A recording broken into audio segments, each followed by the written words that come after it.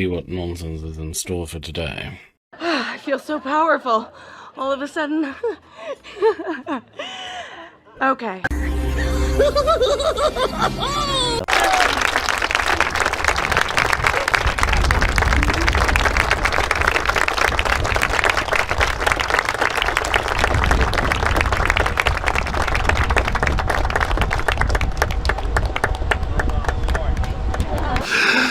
This is crazy, this is crazy, this is crazy.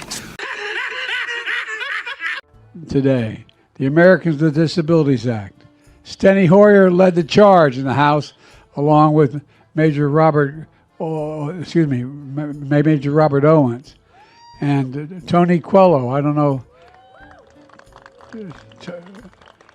as well as Tom Harkin and Bob Dole. They led the fight in the Senate.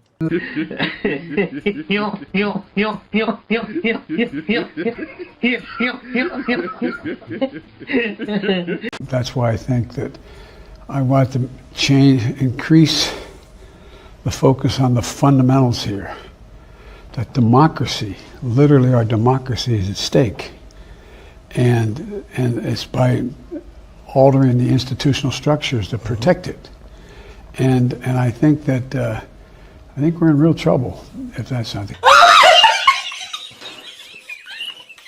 Do you personally have confidence that this current Supreme Court is upholding and will uphold the rule of law? I worry because I know that if the other team, the MAGA Republicans, win, they don't want to uphold the rule of law. They want to get rid of the FBI. I mean, the things they say.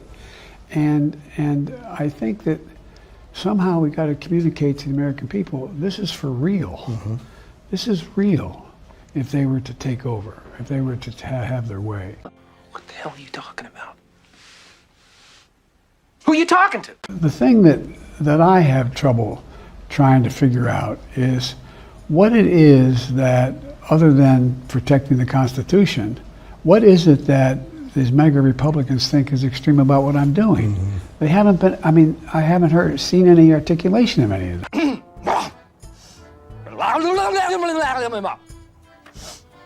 Well, look, if you take a look at all what I propose, they're overwhelmingly popular with the American people. Nothing I've proposed is extreme.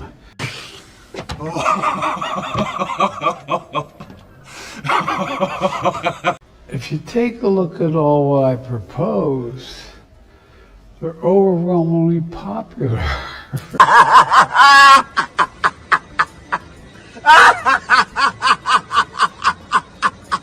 What about what Elon Musk has done to Twitter, lowering guardrails against misinformation? Does that contribute to it? Yeah, it does. Look, one of the things, as I said to you, when I thought I wasn't going to run, I was going to write a book about the changes taking place.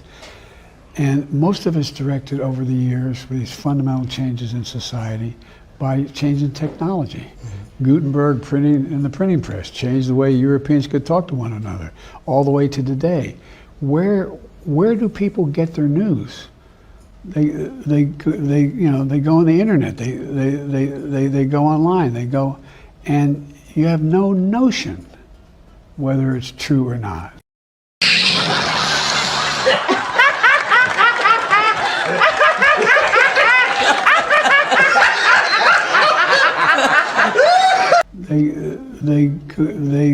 They go on the internet. They go online. They go, and you have no notion.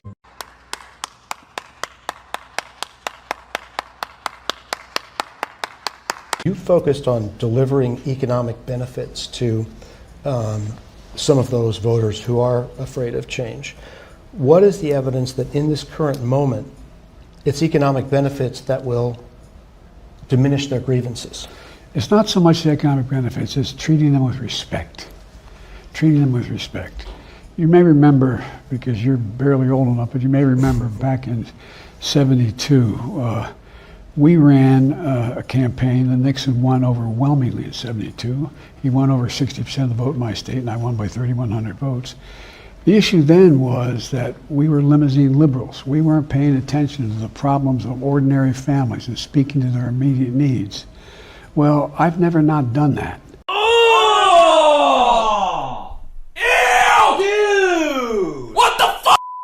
But I also think that we should be engaging people more and not be worried about our neighbor. Talk to them. Sit down and say, what do you think? Well, and not get in arguments, but say, this is what you say this, but how about this? And force people to get in a two-way conversation. But it's Ladies and gentlemen, I think my brain just committed suicide. And when you talk to people, like for example, the speech I recently made on democracy, I made about 4 major speeches on democracy. Mm-hmm. Initially, with notable exceptions, people thought, what's Biden talking about here? Well, you know, the data showed that over 60% of the American people, they were worried too. And that's one of the reasons why 2020 turned out the way it did, 2022 turned out the way it did. And so I think it's important that to give people some hope. God have mercy upon us.